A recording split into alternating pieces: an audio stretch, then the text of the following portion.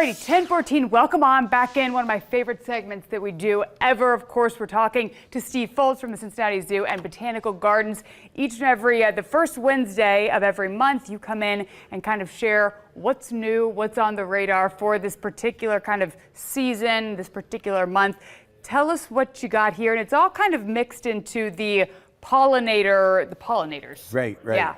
So one of the things we do at the zoo, we do plants for pollinators. Okay. So we study all different types of plants for pollinators. So whether they're an annual that dies every year, Yeah. or perennials, or shrubs, or even trees. Yeah. And so we've got these brochures where we have the zoo's best plants for pollinators. Okay. And those are things that homeowners can easily take and just go down the list and say, oh, I'd like that.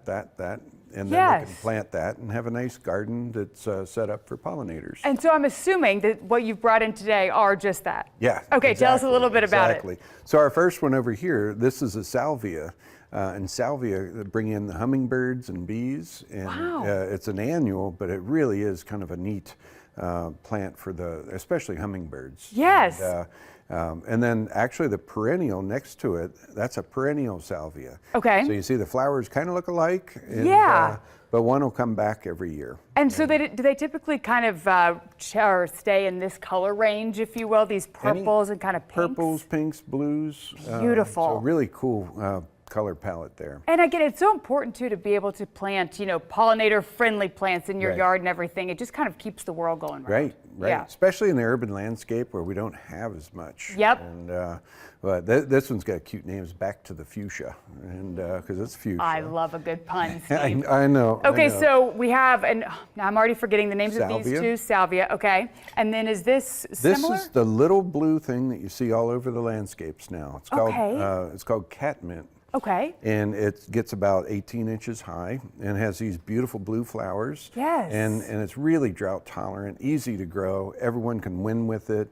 And, nice fragrant foliage to it. And this is, it's called Walker's Low. That's nice. And it stays nice and low. Yeah, and what kind of pollinators will this one attract? Well, it attracts small bees. Okay. And, it's, if you have a wide variety of flower types and flowers, wide diversity of hummingbirds and things will come in. I love that. Again, it's just kind of like a check mark in terms of like, you're doing it the right way. It's nature, giving back, making sure that we're kind of helping with those pollinators. All right, what's this big boy over here? This is oak leaf hydrangea. Oh, okay. You see these all over if they have this nice pointy white flower. Yes. And so this is oak leaf. It can grow in part shade. Okay. And full sun if you can water it. But some of the new varieties like ruby slippers, or this is a brand new one called Jetstream. Okay. Really nice and low and compact, maybe 3 to 4 foot. Yeah. What do you think? Okay, I was going to ask you a question. In terms of this time of the year, it's starting to get really hot outside.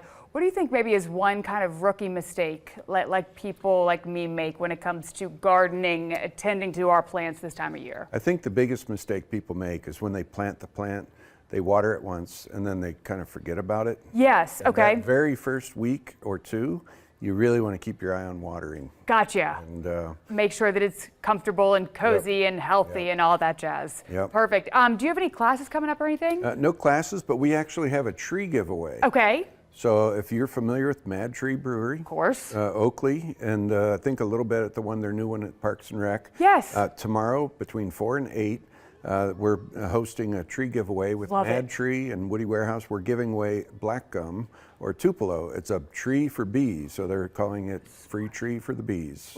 With Mad Tree. With Mad Tree. Of course, 4 to 8 tomorrow. Perfect. Thank you so much, Steve. You're the best. I always learn something.